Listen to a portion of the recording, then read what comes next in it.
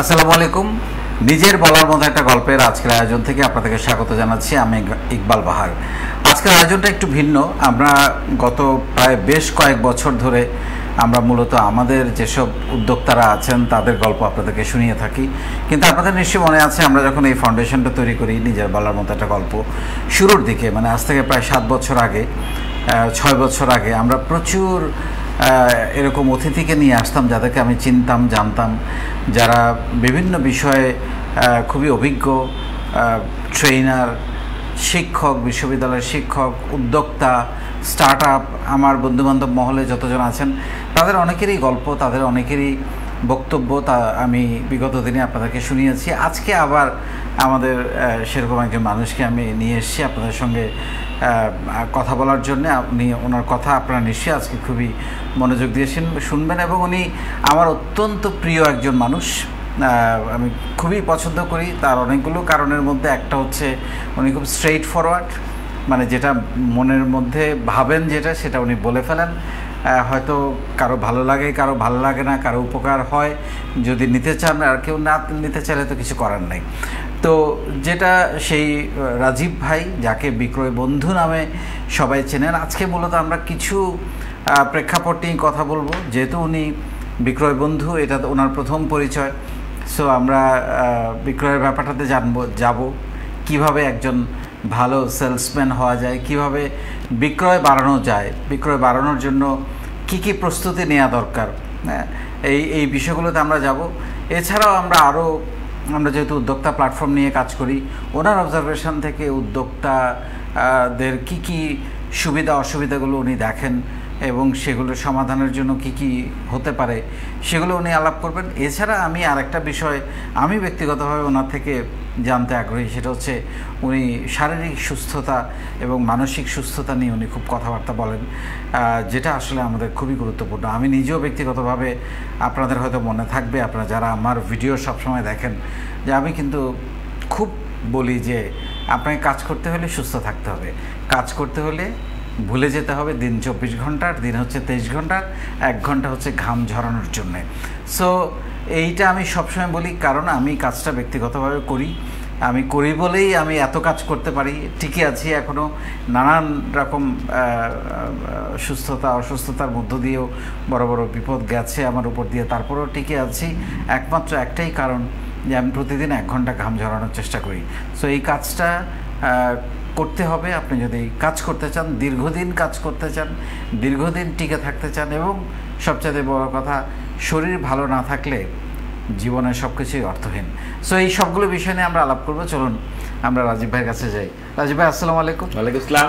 আপনাকে অসংখ্য ধন্যবাদ আজকে আমাদের স্টুডিওতে আসার জন্যে, এবং দীর্ঘদিন পরে আমরা সেই শুরুর দিকে করেছিলাম আপনার সাথে, প্লাস মাঝখানে আমাদের কয়েকটা প্রোগ্রামে আপনি এসেছেন, কথা বলেছেন, এবং সেগুলো মানুষ খুব পছন্দ করেছে। তো আমরা আজকেও আপনার কিছু কথাবার্তা শুনবো। তার আগে একটু বলে নেই, আপনি যদি আমাদের কাজটাকে একটু আপনি কিভাবে দেখেন সেটা যদি বলেন। যে আমি যেটা কিছুক্ষণ আগে আপনার সাথে আলাপ করছিলাম অফিসে বসে, যে আলহামদুলিল্লাহ প্রায় 6 বছর 9 মাস হয়ে গেল আমাদের এই ফাউন্ডেশনের বয়স, এবং দীর্ঘ এই দিনে আমরা এর মধ্যে 27 নাম্বার ব্যাচ চলছে, 90 দিন করে এক একটা ব্যাচে, 90 দিন মানে টানা 90 দিন। এবং একটা কথা আমি আপনাকে বলেছিলাম যে বাংলাদেশে প্রতিদিন এবং বিনামূল্যে, দুটো শব্দকে আমি হাইলাইট করতে চাই, প্রতিদিন এবং বিনামূল্যে, এইভাবে একটার পর একটা ব্যাচ করে 16 লক্ষ মানুষকে এ পর্যন্ত আমরা প্রশিক্ষণ দিয়েছি।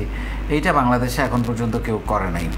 তো আমি এটাকে খুব গর্ব বলতে চাচ্ছি না, আমি এটাকে ইউনিকনেস বলতে চাচ্ছি, যে আমার শুরুতেই আমার প্রতিজ্ঞাটা ছিল যে আমি এমন একটা কাজ করব যেটা বাংলাদেশে আসলে কেউ করে নাই। তো আলহামদুলিল্লাহ আল্লাহ সেই সুযোগ দিয়েছে। আর কাজটা করতে গিয়ে আমাকে যদি কেউ জিজ্ঞেস করে, বা আপনিও জিজ্ঞেস করেন কেন এটা টানা আমি করে যাচ্ছি, তার পিছনে কারণ একটাই, মানুষ উপকৃত হচ্ছে। মানুষ যখন বলে যে আমার জীবনটা কিছুটা হলো বদলেছে, নট নেসেসারি সবাইকে উদ্যোক্তা হতে হবে, কিন্তু আমরা এমন কিছু জিনিস শেখাই, তুমি একজন পজিটিভ মানুষ হও, মানবিক মানুষ হও, তুমি লিডারশিপ শিখো, কমিউনিকেশন শিখো, কথা বলার জড়তা শেখো, তুমি রাগ নিয়ন্ত্রণ করো, ইমোশনাল ইন্টেলিজেন্স যেগুলো, তুমি সেলস শিখো, মার্কেটিং শিখো, ডিজিটাল মার্কেটিং শেখাই আমি। সো এরকম অনেকগুলো বিষয়, এবং যেগুলো চাকরি করুক, উদ্যোক্তা হোক, তার এগুলো লাগবে। ভলেন্টিয়ারিং করো, নেটওয়ার্কিং করো। সো এই কাজ সে কোনো না কোনোভাবে সে উপকৃত হচ্ছে। তো আপনি শুরুতে এসছেন, দেখেছেন আমাদের কাজ, এর মধ্যে নিশ্চয়ই অনলাইনে দেখেছেন, বিভিন্ন সময় আপনার সাথে কথা হয়েছে। আপনি যদি সেটা বলেন, তারপরে আমি আপনাকে পরবর্তী ইয়েতে যাব। প্রথম কথা, আমি আপনাকে ধন্যবাদ জানাতে চাই, আপনার প্রতি কৃতজ্ঞতা প্রকাশ করতে চাই। এর আগে আপনার সাথে আমার অন এয়ার হচ্ছে সর্বমোট 3টা প্রোগ্রাম। একটা আপনার অফিসে এসে আমি একটা সাক্ষাৎকার দিয়েছিলাম, তারপর আপনি আপনার একটা অনুষ্ঠানে আমাকে ডেকেছিলেন, এবং পরবর্তীতে একবার অনলাইনে আমি আর আপনি একটা মিটিং করেছিলাম, বা আমরা একটা আলোচনা ডিসকাশন করেছিলাম। ইনফ্যাক্ট এই 3টা যে পরিমাণ ভাইরাল হয়েছে, এটা মানে বলে শেষ করতে পারবো না। আমি আপনার প্রতি কৃতজ্ঞ, নিজের বলার মতো গল্প ফাউন্ডেশনের প্রতি কৃতজ্ঞ। আমাকে আমার কর্মকাণ্ড তো দেশের মধ্যে সীমাবদ্ধ ছিল বা আছে, দেশের মানুষজন টুকটাক আমাকে অনেক কারণেই চেনে, কিন্তু দেশের বাইরে বহু প্রবাসী ভাই বোনেরা আমাকে চিনেছে শুধুমাত্র আপনার মাধ্যমে। এবং আমি প্রায় ফেসবুকে, হোয়াটসঅ্যাপে নানাভাবে নক পাই, তাদের মানে সৌদি আরব থেকে, উমুক থেকে, তুমুক জায়গা থেকে তারা ফোন করে বা নক করে। রেফারেন্স কি? রেফারেন্স হচ্ছে ইকবাল ভাইয়ের সাথে আপনাকে দেখেছি, ইকবাল স্যারের সাথে আমাকে দেখেছি, ঠিক আছে?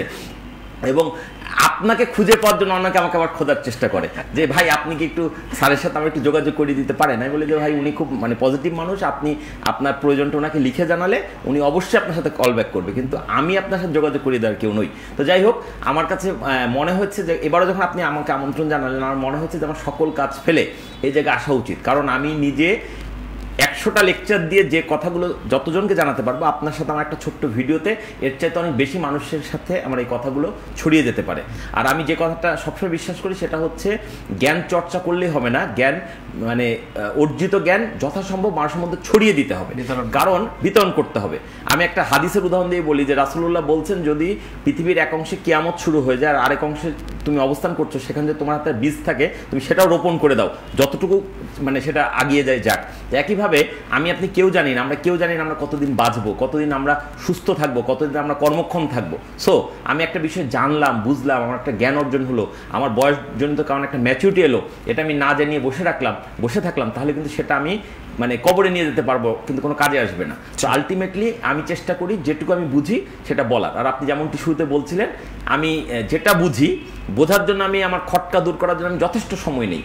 মানে আমি উল্টা প্রশ্ন করি, কাউন্টার প্রশ্ন করি নিজের মত, কিন্তু করার পর যখন কোনো একটা বিষয় আমি নিঃসন্দেহ হয়ে যাই, তখন সেই সত্যটা বা সেই সঠিকটা বলার জন্য আমাকে যতটা এগ্রেসিভ হইতে হবে আমি ততটা এগ্রেসিভ হইতে কার্পণ্য করি না। এবং আমি এমন অনেক কথা বলি যেটা আমার পেশার সাথে সাংঘর্ষিক। আমি মূলত একজন বিক্রয় প্রশিক্ষক।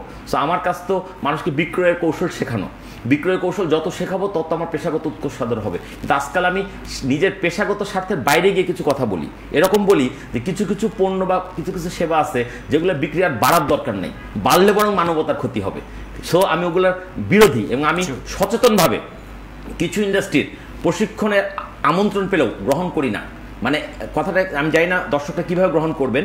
আমাকে যদি কোটি টাকা অফার করেন, আমি কোনো সিগারেট বিক্রি করে এমন কোম্পানি ট্রেনিং করাবো না, বা আরও কিছু প্রোডাক্ট আছে যেগুলো মানবদের ক্ষতি করে, তার সাথে আমার মানে আমি তাদের বিরোধিতা করছি না, বা আমি তাদের সাথে মানে কোনো ঝামেলা জড়াবো আমি যাব না। আমার একটা ইথিক্সের ব্যাপার, মোরালের ব্যাপার।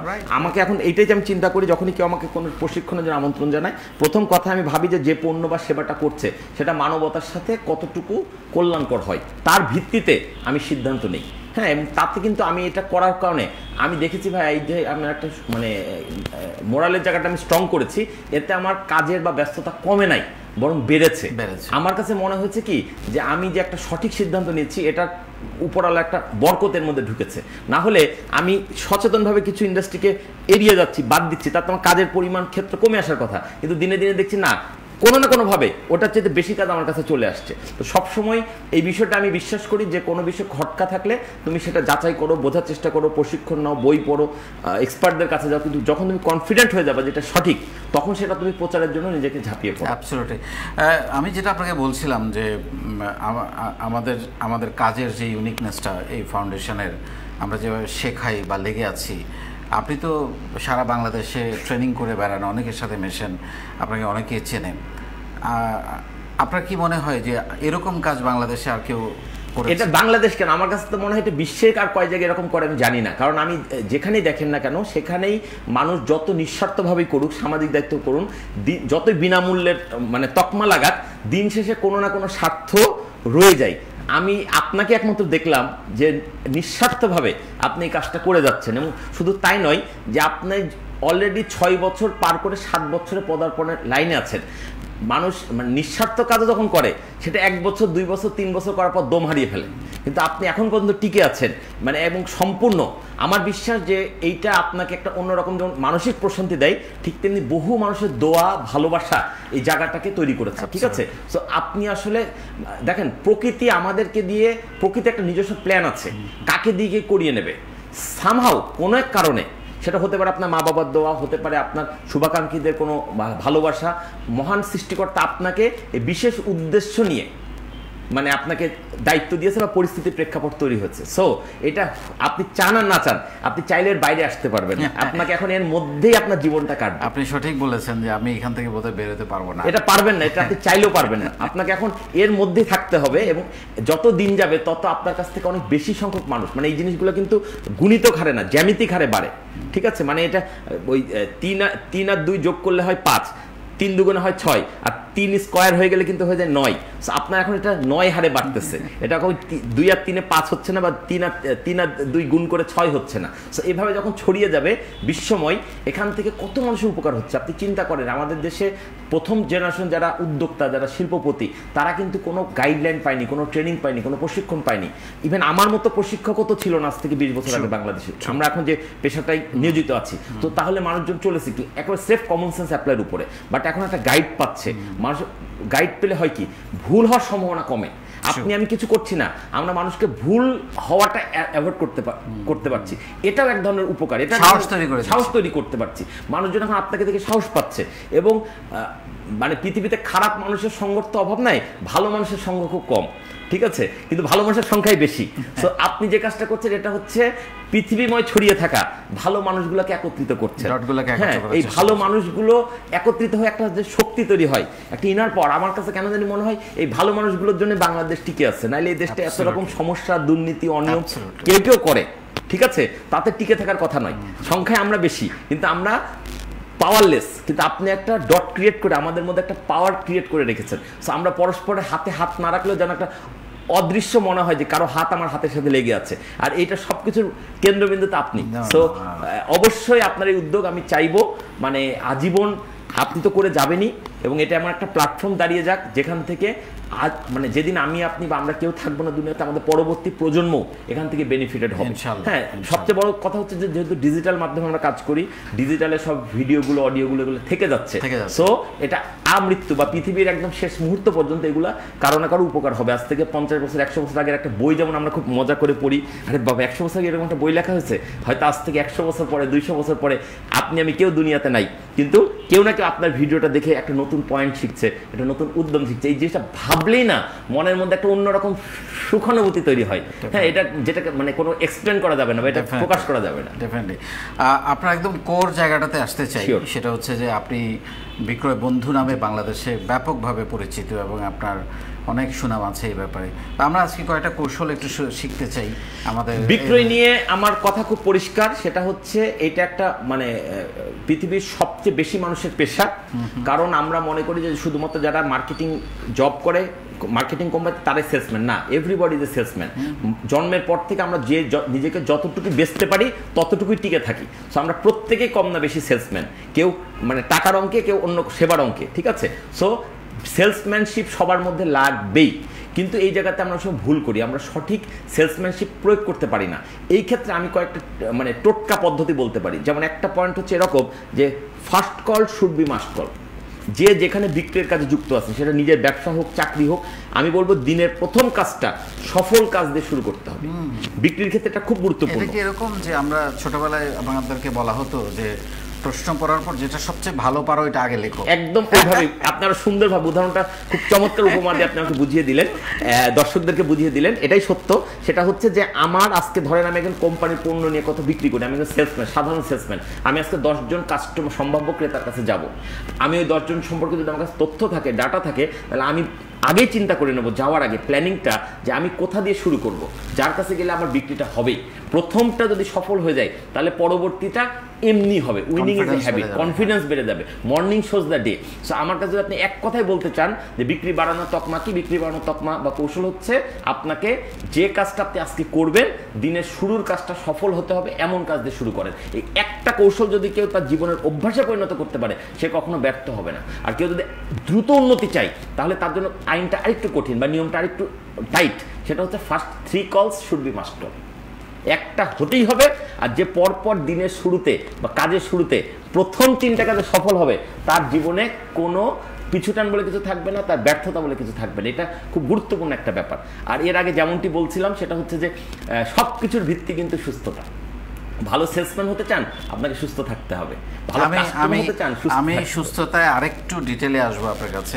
তার আগে আপনি বললেন, আপনার কথা থেকেই আমার প্রশ্নটা আসলো, ধরেন যে তার প্রথম কল, দ্বিতীয় কল, তৃতীয় কল হলো না, তারও তো একটা কোথাও না কোথাও সম্ভাবনা আছে। অবশ্যই আছে, অবশ্যই। তার জন্য আপনার বার্তা কি? তার জন্য বার্তা কি? তার জন্য বার্তা খুব সিম্পল। যদি আমি যেভাবে বললাম যে প্রথম 3টা কল সফল করতেই হবে, এটা তো দেখেন বিক্রিটা তো এক পক্ষ আমি সেলসম্যান, আরেক পক্ষ তো কাস্টমার, তাই না? আমি আমার উপর নিয়ন্ত্রণ আছে, ক্রেতার উপর তো আমার পূর্ণ নিয়ন্ত্রণ নাই। সো আমি যত রকম প্রস্তুতি নিয়েই যাই না কেন, যে কোনো ক্ষেত্রে ফেল হতে পারে। আপনি যেটা প্রশ্নটা করলেন যে ফেল হতেই তো পারে, তাহলে আমি কি করব? আমি বলি সেই ক্ষেত্রে আপনাকে একটুখানি পজ দিতে হবে।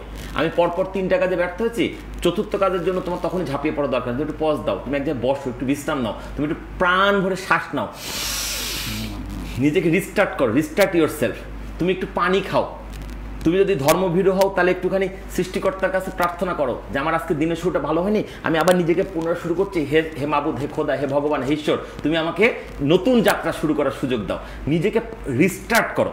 এবং আরেকটা জিনিস আমি বলবো, জানি না এটা কে কিভাবে নেবে, সেটা হচ্ছে আমাদের এখন একটা বড় সমস্যা হচ্ছে, আমরা মাটির তৈরি মানুষ হওয়ার পরেও মাটির সাথে ডিটাচ হয়ে গেছি।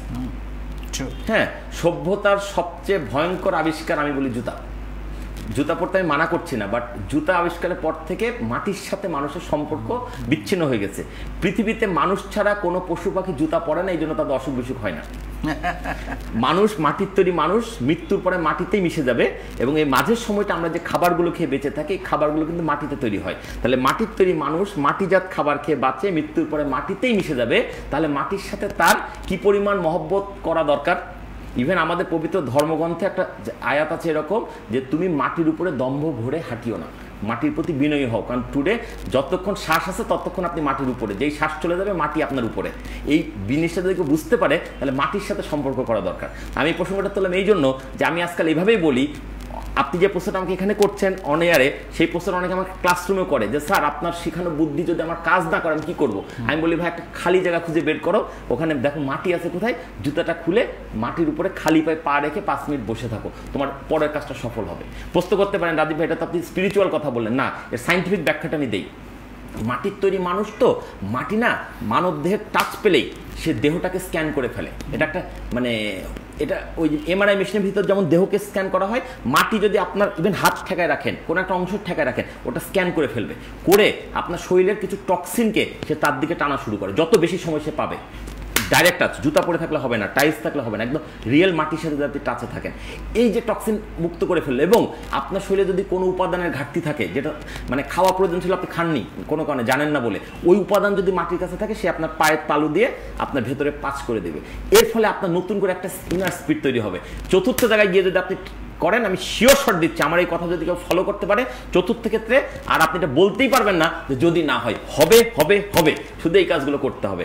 যদি আমার কাজ না হয়, একটুখানি বসো, রিয়েলাইজ করো, ঠান্ডা মাথায় চিন্তা করো কেন আজকে 3টা কাজ হলো না বা 2টো কাজে মিস করলাম। তারপর একটুখানি শ্বাস নাও, প্রাণ ভরে ভিতরে অক্সিজেন ঢুকাও, প্রাণ শক্তিতে ভরপুর হও, একটু পানি পান করো, একটুখানি মাটির সংস্পর্শে আসো, তারপরে আবার নতুন উদ্যমে ঝাঁপিয়ে পড়ো। আপনার এই কথাটাকে আমি মেনে নিচ্ছি এই কারণে, মানে আমার আন্ডারস্ট্যান্ডিংয়ে সেটা হচ্ছে যে আমরা অনেক সময় আমাদের এত ইনফরমেশন মাথার মধ্যে আসে, তখন অনেক হতাশা তৈরি হয়, পারলাম না, হলো না, আমাকে দিয়ে বোধহয় আর হচ্ছে না। তখন যখন ওই ছোঁয়াটা তখন মানুষকে স্থির করে ফেলে, স্থির করে। গতিশীল হতে হলে স্থিতিশীল হতে হবে আগে। এক্স্যাক্টলি। আপনি গতিতে চলবেন, সব ঠিক আছে, বর্তমান দুনিয়া গতির দুনিয়া, কিন্তু গতি পাওয়ার জন্য আগে স্থিতিশীল হইতে হবে। স্থিতিশীল হয়ে দেখেন, আমরা যখন বিমানে উঠি, বিমানটা প্রথমে আপনাকে তুলে নিয়ে এয়ারপোর্ট থেকে বেরিয়ে ওই রানওয়ের মুখে গিয়ে স্থির হয়, তারপরে সে স্পিড করে। ওই যে গতিতে আছে ওই গতি গিয়ে উড়া শুরু করে দেবে না, ওকে স্থির হতে হবে, নতুন করে করতে হবে। বাঘ যখন কোনো হরিণকে ধরে, সে প্রথমে দূর থেকে টার্গেট করে, স্থির হয়, তারপরে দৌড় শুরু করে। এই টার্গেট সেটিংটা খুব গুরুত্বপূর্ণ। সবচেয়ে গুরুত্বপূর্ণ হচ্ছে প্ল্যানিং। হ্যাঁ, প্ল্যানিং হচ্ছে যে কোনো কাজের সফলতা 2/3 আমি বলবো। পৃথিবীতে সব কাজ দুইবার করে ঘটে, একবার কল্পনা, একবার বাস্তবে। যা কিছু ঘটতেছে, যা কিছু হচ্ছে, এটা ঘটার আগে ভেবেছে, হয়তো যেভাবে ভেবেছে হুবহু তা হয়নি, এদিক ওদিক হয়েছে, কিন্তু না ভাবলে হবে না। আগে ভাবুন, পরে করুন। এই ভাবাটা যদি ঠিক থাকে, পরিকল্পনা যদি ভুল না থাকে, তাহলে বিক্রি ক্ষেত্রে আপনি ব্যর্থ হতে পারেন না। আমাদের কখন ব্যর্থ হই? যখন আমরা মনে করি দেখি স্টেজে উঠে মেরে দেবো, দেখি কি হয়, দেখি কি হয়। আপনাকে প্ল্যান করতে হবে, আমি আজকে কি বিক্রি করব, কতটুকু বিক্রি করব, কিভাবে বিক্রি করব। দেন আপনার লিড জেনারেশন করতে হবে, সম্ভাব্য ক্রেতা খুঁজে বের করতে হবে, তাদেরকে যদি ডিজিটাল হয় ডিজিটাল মাধ্যমে টাচ করতে হবে, যদি ফিজিক্যাল হয় ফিজিক্যাল মাধ্যমে টাচ করতে হবে, ডিরেক্ট সেল করতে হবে, অবশ্যই বিক্রি হবে। বিক্রয় আসলে নির্ভর করে সেলসম্যানের নিয়তের উপরে, কাস্টমারের ইচ্ছার উপর না। কাস্টমার কিনবে, প্রেক্ষাপট তৈরি হবে যদি আপনি সেই বাকি সব কিছু ঠিক করতে পারেন। একটা উদাহরণ দিয়ে আমি জিনিসটা বলতে পারি যে সাবান ফ্যাক্টরিতে যখন সাবান তৈরি হয়, বাই প্রোডাক্ট হিসেবে গ্লিসারিন তৈরি হয়। মানে সাবানটা তো প্রথম কেমিক্যালগুলো লিকুইড থাকে, পরে ওখান থেকে যে পানিটা শুষে নিলে সাবানটা শক্ত দলা বেঁধে যায়, ওটা তখন সাবান আকারে বিক্রি হয়। লাক্স সাবান বলেন, হুইল সাবান বলেন, যে কোনো সাবানের ক্ষেত্রে এটা সত্য। এই যে তরলটা বের করে ওটাকে শক্ত জমাট করা হচ্ছে, তরলটা হচ্ছে গ্লিসারিন। তাহলে সাবান তৈরি করলে বাই প্রোডাক্ট গ্লিসারিন হবেই। একইভাবে যদি একজন সেলসম্যান বিক্রির প্রেক্ষাপট তৈরি করতে পারে, বিক্রি হবেই। আমাদের ব্যর্থতা হচ্ছে আমরা প্রেক্ষাপটটা তৈরি করতে গিয়ে ভুল করে ফেলি, ফলে আমাদের ওই সাবান থেকে গ্লিসারিনটা আসে না। এখন এই প্রেক্ষাপট তৈরি করার জন্য তার কি কি দক্ষতা থাকা দরকার? সবার আগে তো সুস্থতা, এটা নিয়ে তো আমরা আলাদা করে কথা বলবোই। দ্বিতীয়ত হচ্ছে তার 4টা ভাবে একটা মানুষ নিজেকে ডেভেলপ করতে পারে, এবং এই 4টা কাজ যে যত বেশি করবে তার তত উন্নতি হবে। নাম্বার 1 হচ্ছে পড়ো পড়ো পড়ো। পড়ার কোনো বিকল্প নাই। আপনি যতই ডিজিটাল হয়ে যাক, 99.99% যদি ডিজিটালাইজেশন চলে আসে, তারপর আমি বলবো যে অ্যানালগের প্রয়োজন কমবে না, কারণ মানুষ নিজে অ্যানালগ প্রাণী। সো আপনাকে যতই অনলাইনে সব থাকুক, আপনাকে ওই হাতে করে বই পড়ার এটা মনে থাকে অনেক বেশি। তো প্রত্যেককে পড়তে হবে। পৃথিবীতে যত সফল ব্যবসায়ী বলেন, যত উদ্যোক্তা বলেন, সবার কমন একটা বৈশিষ্ট্য হচ্ছে তারা পড়াশোনা করে। এবং বিল গেটস বলেন বা আদার্স অন্যরা বলেন, মার্ক জুকারবার্গ বলেন, এরা কিন্তু আমার আপনার চাইতে কম শিক্ষিত প্রাতিষ্ঠানিক শিক্ষা অনুযায়ী, কিন্তু এই জায়গায় পৌঁছেছে। বিল গেটস কি বলছে আমি প্রতি সপ্তাহে একটা করে বই পড়ি। মার্ক জুকারবার্গ কি বলছে? প্রতি 15 দিন একটা করে বই পড়ি। এবং এই বই পড়া বিদ্যা দিয়ে আমরা যা অর্জন করি, যা অভিজ্ঞতা হয়, সেটাকে কাজে লেগে আমার প্রতিষ্ঠানকে এত বড় করেছি। সো পড়ার কোনো বিকল্প নাই। যদি আমি একটু ধর্মীয় পয়েন্ট অফ ভিউ থেকে বলি, পবিত্র কোরআনে 114টা সূরা আছে, সূরা ফাতিহা থেকে শুরু, নাসে গিয়ে শেষ। যেভাবে আমরা কোরআনটা মুখস্থ করে এখন কোরআনে হাফেজ হয়, এই সিরিয়ালে কিন্তু কোরআন নাজিল হয়নি। সূরা আগে পরে নাজিল হয়েছে। যদি আপনি কোরআনের ইতিহাসটা ঘেটে দেখেন, বা কোনো কোনো সূরা ইনকমপ্লিট রেখে আরেক সূরা 2 আয়াত নাজিল হয়েছে, এইভাবেই পরে এটাকে কম্পাইল করা হয়েছে। ঠিক আছে, একদম প্রথম হেরা গুহার যখন রাসূলুল্লাহর কাছে খবর এলো, জিবরাইল আলাইহিস সালাম বললেন যে আপনাকে আল্লাহ রাসূল নির্বাচিত করেছেন বা মনোনীত করেছেন, তখন প্রথম যে আয়াতটা বলেছিল তার প্রথম শব্দটি হচ্ছে ইকরা, পড়ো। আপনি একটু এইভাবে চিন্তা করেন যে জিবরাইল আলাইহিস সালাম আল্লাহর হুকুম প্রাপ্ত হয়ে রাসূলুল্লাহর কাছে এসে প্রথম শব্দটা উচ্চারণ করার পরে আল্লাহ তাআলা তার ডিসিশন চেঞ্জ করলেন।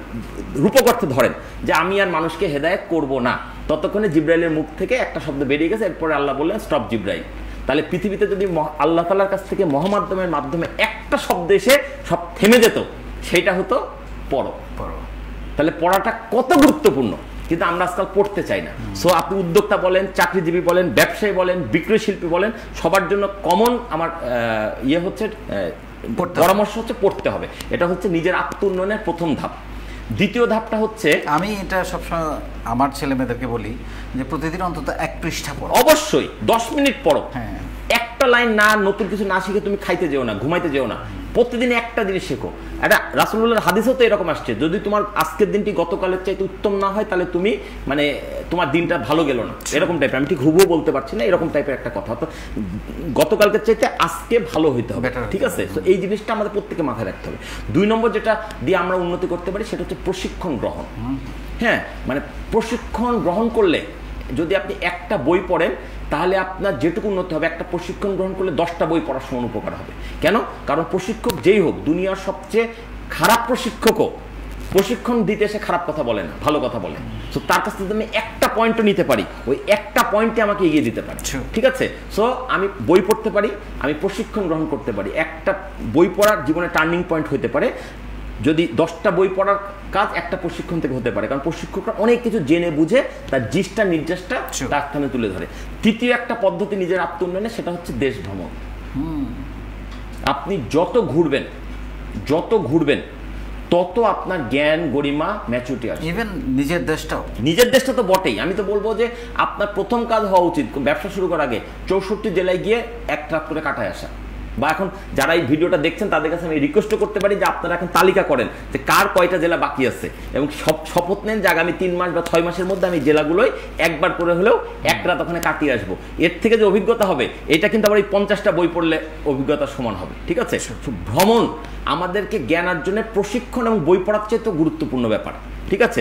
দেশের মধ্যে বটেই, সম্ভব হলে দেশের বাইরে। এবং জ্ঞান অর্জনের জন্য আপনি যত দূরে যাবেন আপনার জন্মভূমি বা অবস্থান স্থল থেকে, এবং যত বেশি দিন অবস্থান করবেন আপনি তত বেশি জ্ঞানী হতে পারবেন। আমি একটু মজা করে বলি যে দেশের বাইরে গিয়ে যদি 100 দিন কেউ সার্ভাইভ করতে পারে, সেটা একটা প্র্যাকটিক্যাল পিএইচডি ডিগ্রি অর্জনের সমান, ঠিক আছে? কারণ আপনার তখন যেখানে আপনার ভাষাগত মিল নাই, খাদ্যগত মিল নাই, কালচারগত মিল নাই, নিয়মের আইন অন্যরকম, আপনি কিছু জানেন না, ওই জায়গায় যদি 100 দিন টিকে থাকতে পারেন, এটা একটা পিএইচডি ডিগ্রির চাইতে কঠিন কাজ। সো আমাদেরকে সুযোগ পেলে ঘোরা উচিত, যার যা সাধ্য আছে। এবং আমি বলি না যে আপনাকে মানে শুধুমাত্র ইংল্যান্ডে যেতে হবে, শুধুমাত্র আমেরিকাতে যেতে হবে, শুধু ইউরোপে যেতে হবে। ভাই, বাংলাদেশের চারিদিকেও তো ভারতের অনেকগুলো শহর আছে, তো ওখানে ঘুরে আসেন না যদি আপনার সুযোগ থাকে, সামর্থ্য থাকে। এমন অনেক জায়গা আছে আমাদের পার্শ্ববর্তী দেশে যে বাংলাদেশের ওই কোন একটা জেলায় যাওয়া হচ্ছে, তো ওই জায়গায় গেলে আপনি অল্প খরচে ঘুরে আসতে পারবেন। নেন না, ফ্লেভার নেন না, কে কোথাকার মানুষ কেমন, জাতি কেমন, এগুলো আপনাকে সফল করবে। অনেক আইডিয়া পাওয়া যায়। এবং আপনি ওইখানে গিয়ে বাস ধরতে ঠিক সময় যেতে হবে, ট্রেন ধরতে ঠিক মতো যেতে হবে। আপনি ইচ্ছা মতো ঘুমাইতে পারবেন না, ইচ্ছা মতো বাড়িতে যেমন দেরি করে হলো নাস্তাটা টেবিলে রেডি থাকবে, মানে সেটা থাকবে না, সময়ের কাজ সময় করতে হবে। এর ফলে যে ডিসিপ্লিন হয় মানুষের জীবনে, সেটার মানে ব্যাখ্যা দিয়ে পাওয়া যায় না, ঠিক আছে? আর যদি কেউ স্পিরিচুয়ালি বাউন্সড হন, তাকে আমি বলি যে আপনি হজে চলে যান। এটা এক ধরনের ধর্মীয় কাজও হবে, পাশাপাশি আপনার ওখান থেকে এটা তো একটা ভ্রমণ, আমি এত দূর যাচ্ছি, ঠিক আছে, যেখানে সারা বিশ্বের মুসলমানরা যাচ্ছে, এটা একটা কাজ হতে পারে। আচ্ছা, তাহলে প্রথম বললাম বই পড়া, দ্বিতীয়টা বললাম আমি প্রশিক্ষণ গ্রহণ, তৃতীয়টা আমি বললাম ভ্রমণ, এবং চতুর্থটা হচ্ছে বন্ধু নির্বাচনে সতর্ক হন। রাইট পিপল সিলেকশন, যে আমি সবাই আমার বন্ধু, কার সাথে মেলামেশা করছেন, কার সাথে আমি কোয়ালিটি টাইম কাটাবো। মিশবেন তো সবার সাথেই, ভালো লোকের সাথেও দেখা হতে পারে, খারাপ লোকের সাথেও সেলফি উঠে পড়তে পারে। আপনি না চাইলেও কি আপনার পাশে এসে ক্যামেরা ধরে একটা ছবি তুলে নিয়ে পরদিন দিয়ে দিল আমি উমুক লোক, কাছের লোক, কত কিছু তো ঘটে, ঠিক আছে? কিন্তু আপনাকে সিদ্ধান্ত নিতে হবে, আমাকে সিদ্ধান্ত নিতে হবে যে আমার কাদেরকে আমি রাখবো। আমরা যদি 24 ঘন্টা দিনকে ভাগ করি, এর মধ্যে 1/3 হচ্ছে আমাদের কর্মঘণ্টা, পেশাগত, চাকরি করেন, ব্যবসা করেন, যেখানে করেন 1/3 হচ্ছে পারিবারিক ও সামাজিক সময়, আর 1/3 হচ্ছে নিজের একান্ত ব্যক্তিগত সময়। আপনি খাচ্ছেন, ঘুমাচ্ছেন, গোসল করছেন, টয়লেট করছেন, এগুলো হচ্ছে আপনার একান্ত। তাহলে 1/3 একান্ত সময়, 1/3 পারিবারিক সামাজিক সময়, 1/3 প্রফেশনাল সময়। এখন এই 1/3 যে পারিবারিক ও সামাজিক সময়, এর মধ্যে বউ বাচ্চা আত্মীয় স্বজনের সাথে সম্পর্ক থাকবেই। এর বাইরে যে বন্ধুরা আছে, যে কাদের সাথে একটা আড্ডা দেবেন, আড্ডা হচ্ছে মানে অতি একটা কি বলবো শিক্ষণীয় একটা ব্যাপার। আমি বলি ফুয়েলিং, অবশ্যই ফুয়েলিং, কারণ আপনি যত জ্ঞানীগুণী মানুষ থাকবে, ওই যে একটা কথা আছে না যে আপনি যদি 5 জন কোটিপতির সাথে মিশতে পারেন তাহলে আপনি 6 নম্বর কোটিপতি। আবার আপনি যদি 5 জন গাঞ্জাখোরের সাথে মিশতে পারেন তাহলে 6 নম্বর গাঞ্জাখোর আপনি টুডে অর টুমরো হয়ে যাবেন, ঠিক আছে? আপনি খেয়াল করে দেখেন যে ছেলেটি বলে যে গাঞ্জার আসরে চলে গেছে, কিন্তু বল দোস্ত আমি কোনদিন খাই না, সেও কিন্তু 2 দিন ঘুরবে, তৃতীয় দিন কিন্তু কোনো না কোনোভাবে একটা মেরেই ফেলবে, এবং তারপর সে তার জীবন স্পয়েল হয়ে যাবে। আবার একইভাবে একটা ছেলে হয়তো কোনো কারণে তবলিগ জামাতের চিল্লায় চলে গেছে, সে সূরা কারাত, নামে মুসলিম, সূরা কারাত নিয়ম নামাজ কিছু জানে না, সেও কিন্তু ওই যে কদিন তবলিগে থাকবে সে কদিন ভোরবেলা তার ঠিকই ঘুম ভাঙবে, ঠিকই সবার সাথে আল্লাহু আকবার বলে লাইনে দাঁড়াবে। তা আপনি যেমন মানুষের সাথে মিশবেন তেমন আপনার জীবনে আসবে। সো আপনি যদি ভালো উদ্যোক্তা হতে চান, ব্যবসা হতে চান, সেলসম্যান হতে চান, আপনাকে সব সময় আপনার লাইনে যারা আপনার চাইতে সফল, যারা আপনার চাইতে উপরে রয়েছে, তাদের সাথে মেলামেশার সম্পর্ক বাড়িয়ে দিতে হবে। এইটা আপনাকে ওই লেভেলে নিয়ে চলে যাবে। সো আমরা অনেক সময় এই কাজে আমরা গাফিলতি করি, বা আমরা মনে করি যে যাত্রার সাথে মিশবো। নো, আমি বাংলাদেশে একজন শিল্প উদ্যোক্তার কথা জানি, নাম না বলি, ঘটনাটা বলি, কারণ ঘটনাটাই গুরুত্বপূর্ণ, ব্যক্তি গুরুত্বপূর্ণ না। তিনি যখন তরুণ উদ্যোক্তা হয়েছিলেন, উনি চিন্তা করেছেন যে আমাকে শিল্পপতি হতে হলে আগে বড় বড় শিল্পপতির সান্নিধ্যে যেতে হবে। সামহাও ট্রান্সকম গ্রুপের মালিক প্রয়াত লতিফুর রহমান সাহেবের কোন এক ঘনিষ্ঠ লোকের সাথে তার সম্পর্ক হয় এবং তাকে উনি বলেন যে আমি স্যারের সাথে একদিন ঘুরবো, এবং সামহাও লতিফুর রহমান সাহেবের কাছে এটা প্রস্তাব দেয়। লতিফুর রহমান সাহেব এটা সাদরে গ্রহণ করেন। উনাকে নিয়ে একদিন সারা মানে যা লতিফ স্যার যা করেছেন সারাদিন, যেখানে তার অফিস ছিল কাজ করেছেন, ওই ছেলে তার সাথে সাথে সাথে গাড়ি পিছনে বসে ঘুরেছে। দ্বিতীয় দিন উনি একই কাজ করেছেন। দ্বিতীয় দিন না, মানে আরেক সময় তপন চৌধুরীর সাথে, স্কয়ার গ্রুপের শামসুন্নাহার চৌধুরীর মানে ছেলে যে উনি, ওনার সাথে এই কাজটা করেছেন এবং আরও একজনের সাথে এই কাজটা করেছেন। উনি এখন বাংলাদেশের একজন বড় শিল্পপতি। উনি নিজেই মুখেই গল্পটা আমাকে বলেছেন, এলাম জানার কথা নাই, বলছে ভাই আমি ওই তিনজনের সাথে ঘুরলাম, এরপর থেকে আমার চিন্তা চেতনা ভিউ চেঞ্জ হয়ে গেল। ঠিক আছে, তাহলে কি এমন শিখলেন ওনাদের কাছে? আর আপনি একদিনের জন্য গেলেন, একবেলা, ওই দিন হয়তো এমন কোনো শিক্ষামূলক কাজও তারা ছিল না, ডে টু ডে নর্মাল দিন তারা পালন করছে। বলতে না স্যার, ওই 3 দিনের অভিজ্ঞতা আমাকে আজকে এই জায়গায় এনে বসিয়েছে। সো আপনি কাদের সাথে মিশবেন সেইটা স্বপ্নটা বড় হয়ে গেছে, সাহসটা বড় হয়ে গেছে এবং আরো বড় জায়গায় যাওয়ার সুযোগ তৈরি হয়ে গেছে। তো আমাদেরকে যে কথাগুলো বলছি আবার আমি বলে দেই, বই পড়তে হবে ভাই।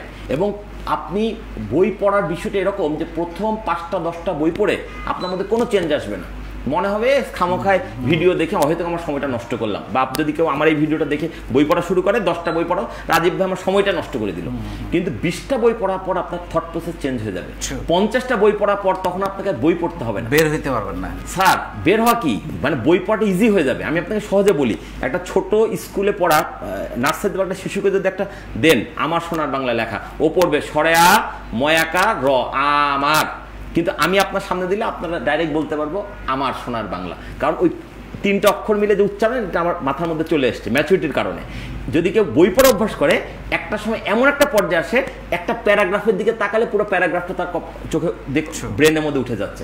প্রথম 20টা 50টা বই পড়তে একটু কষ্ট হবে, তারপরে বই পড়াটা আনন্দের জায়গা হয়ে যাবে এবং তখন সে খুব দ্রুত গতিতে বই পড়তে পারবে এবং যে কোনো বই নেড়াচাড়া করে সে বুঝতে পারবে এখানে মূল জিনিসটা কি আছে। আর প্রকৃতি না, প্রকৃতির কিছু আছে, কানেক্টিভিটি আছে।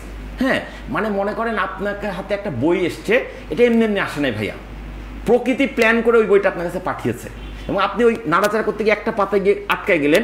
আসলে ওই পাতার একটা লাইন আছে, প্রকৃতি এই লাইনটা আপনাকে শেখানোর জন্যই বা জানানোর জন্য বা বোঝানোর জন্য এই বইটা কোনো না কোনো উসিলা বাহানা ধরে আপনার হাতে চলে এসছে। ঠিক আছে, আমাদের এই জিনিসগুলো আমরা বুঝি না।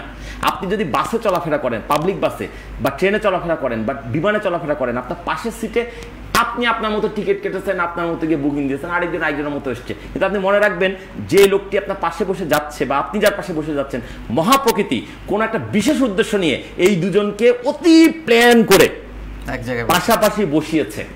এখন আপনি যদি চালাক মানুষ হন, আমি যদি চালাক মানুষ হই, এই সুযোগটাকে কাজে লাগিয়ে তার সাথে একটা সম্পর্ক তৈরি করে ফেলবো। আর আমরা যদি বোকা মানুষ হই, তাহলে আমরা কথাই বলবো না, ঘুরে বসে থাকবো, আমাদের সময় চলে যাবে। মহাপ্রকৃতি যে উদ্দেশ্য নিয়ে তাকে আর আমাকে এক জায়গায় করেছিল, সেটা কিন্তু বাস্তবায়ন হবে না। তো যখনই আমরা সেলসম্যান হতে হলে, বিশেষ করে আপনি যখন যেখানে যাবেন, বাসে চলেন, গাড়িতে চলেন, ট্রেনে চলেন, যার সাথে দেখা হবে, যেখানে থাকেন, যার পাশের লোক, বুঝবেন যে এটা বিশেষ উদ্দেশ্য নিয়ে লোকটা আপনার পাশে বসেছে। এর কাছে এমন কিছু আছে, হয় আপনি তার দ্বারা লাভবান হবেন অথবা সে আপনার দ্বারা লাভবান হবে। অর্থাৎ মানুষের সাথে পরিচিত হতে কখনো দ্বিধা করবেন না। অ্যাবসলিউটলি, এটা আমার মনে হয় সেলসের জন্য সবচেয়ে গুরুত্বপূর্ণ, মানে সবচেয়ে গুরুত্বপূর্ণ যে মানুষের সাথে বেশি মিশতে হবে, পরিচিত হওয়া। এবং এখন সবচেয়ে আপনি এখন যেটা নিয়ে খুব বেশি কমফোর্ট ফিল করেন বা যেটা নিয়ে কাজ করে আপনি আনন্দ পান বেশি, সেটা হচ্ছে সুস্থতা। রাইট, সেটাতে একটু আসতে চাই। আমাদের এটা নিয়ে আমাদের এত অবহেলা কেন? শোনেন, সুস্থতা হচ্ছে মহান সৃষ্টিকর্তার দেওয়া সবচেয়ে বড় নিয়ামত, কিন্তু একটা মানুষের গুরুত্ব বোঝে না যতক্ষণ সে নিজে অসুস্থ না হয়। ঠিক আছে, অসুস্থ যেদিন হবে বা হয়ে যায়, সেদিন সে বোঝে যে কি আমি হারাইলাম, কিন্তু তখন আর সেখান থেকে ফিরে আসার কোনো উপায় থাকে না। আমি খুব সহজে বোঝাই, 1-এর পাশে শূন্য বসালে 10, 10-এর পাশে শূন্য বসালে 100, 100 পাশে শূন্য বসালে 1000, 1000 পাশে শূন্য বসালে 10,000, এভাবে শূন্য যত বসাবেন তত মান বড় হবে। অনেক বড় মান হয়ে গেছে, এখন যদি একটা মুছে দেন শেষ। কেন? 10,000 থেকে 1 মাইনাস করলে তো 999 হওয়ার কথা, সেটা 9,999 হওয়ার কথা, সেটা 0 হচ্ছে কেন? কারণ ওই 1 হচ্ছে এতগুলো শূন্যের ভিত্তি। আমরা পৃথিবীতে বেঁচে আছি, এটা আমাদের জীবনে একটা শূন্য। কেন?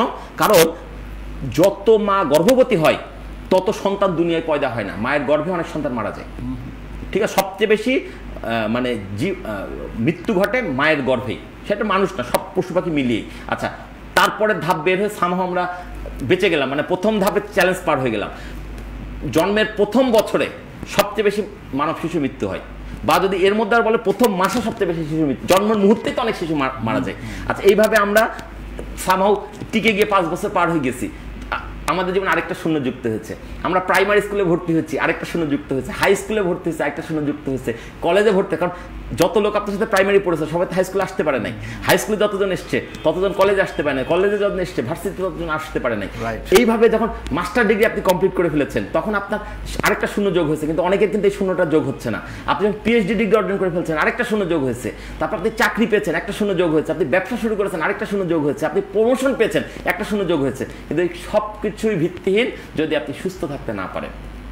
আপনি কত টাকার মালিক, বাড়ির মালিক, গাড়ির মালিক, কিচ্ছু যায় আসে না যদি আপনার সুস্থতা ঠিক না থাকে। আপনি ইকবাল বাহার 7 বছর ধরে এক অনুষ্ঠান একা চালিয়ে আসছেন, শুধুমাত্র সেই কদিন আপনি অনুষ্ঠান চালাতে পারেননি যেই কদিন আপনি করোনা আক্রান্ত হয়ে স্কয়ার হাসপাতালে ভর্তি ছিলেন।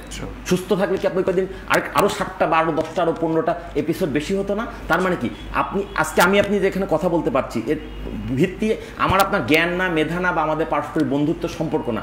আসল ভিত্তি হচ্ছে আমরা আজকে এই মুহূর্ত পর্যন্ত সুস্থ আছি।